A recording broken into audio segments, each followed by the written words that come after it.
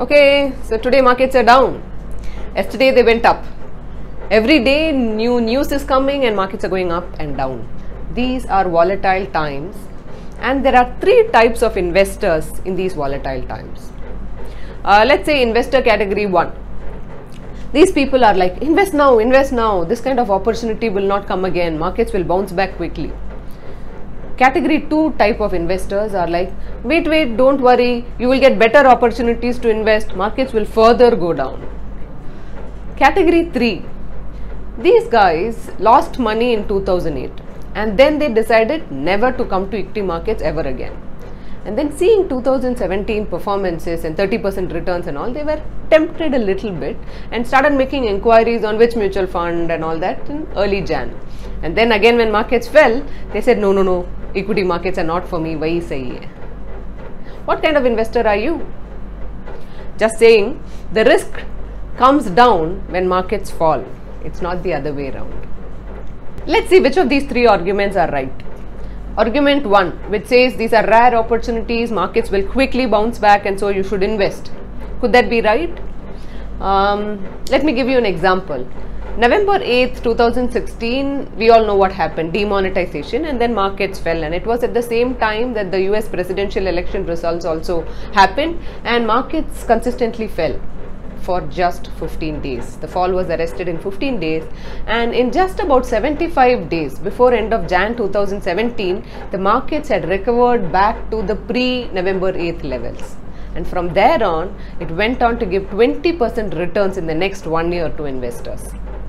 So maybe the argument that these are rare opportunities and markets will quickly bounce back could be true. Could argument 2 be right, that markets will fall further and there will be better opportunities to invest? Let's rake up history a little bit, because history repeats itself, you know.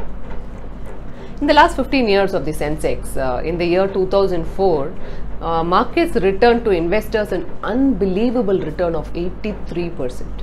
And in 2006 again, an equally impressive return of 73%.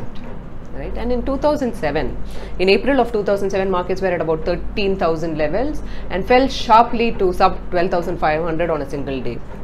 Again, it went up to 15,500 levels in July and then fell again very sharply to sub 14,300 levels in August, 7% in just one single month. Again, it rose up to 18,700 levels, and on one particular day, 18th of October 2007, markets jumped around 1,500 points and broke multiple circuit breakers and ended very badly that particular month.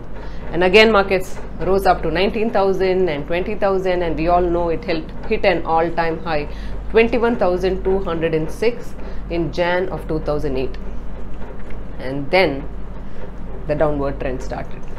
For 10 long months, slowly and steadily and little by little, every day, every week, markets fell till they reached 8,000 levels in October 2008.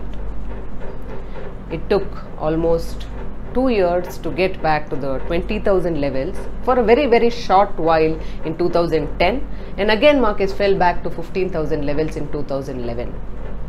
And then the patience testing time of 3 years, 2011 to 2014 February, market just stayed where it was, moving sideways at 15,000 levels. And after 2014, market started rising up. It hit 29,000 levels in 2015, fell back to 23,000 in 2016, and 2017 saw amazing rise. And in 2018, early this year, we saw markets hit an all-time high again at 36,000 levels. And since then, there's been a little bit of volatility, which is why we're having this conversation. That is the long and short story of Sensex of the last 15 years. You probably don't remember the numbers, but I'm sure you get the feel, right? Which part of history is going to repeat itself now? Will it be the bull run of 2004 to 7? Will it be the bear market of Jan to October 2008? Or will it be the time correction of 2010 to 2014? Frankly, I don't know. I'm not alone, and you don't know either. Let's not pretend otherwise, and don't trust anybody who says they know. So I don't know whether category 1 investors are right or category 2 investors are right. But as to the category 3 investors who've been tempted and trying to enter the market now, I think you better stay out. Right? Markets are like this. It's not going to get better. Forget that inflation is rising or interest rates are going down. Somehow just manage your lifestyle and stay there. Unless you want to see this logic that I'm making. So let's look at this logic. Let's assume you invested on every single trading day since the time Sensex started and stayed invested for exactly 10 years with a certain sum of money. You would have had about 5,400 opportunities to make your investment. Of these so many opportunities, the worst ever return, the least possible return would have been about 5.7%, and the best return would have been upwards of 40% compounded annual growth.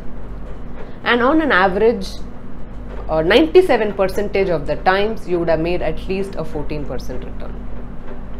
Investing success is all about probabilities. Let me give you an example. If you are unwell and you didn't take any medicines, there is a 10% chance of you getting all right. But if you took medicines, the probability goes up to 50%, and if you actually went to a doctor, the probability goes up to 85 and 90%. You get the comparison, right? If you had a 100% chance of making a 7% return and a 97% chance of making a 14% return over a 10-year period with no chance of losing capital at all, what would you, a normally very smart person, choose to do? Let me know, and I'm keen to know in your comments below.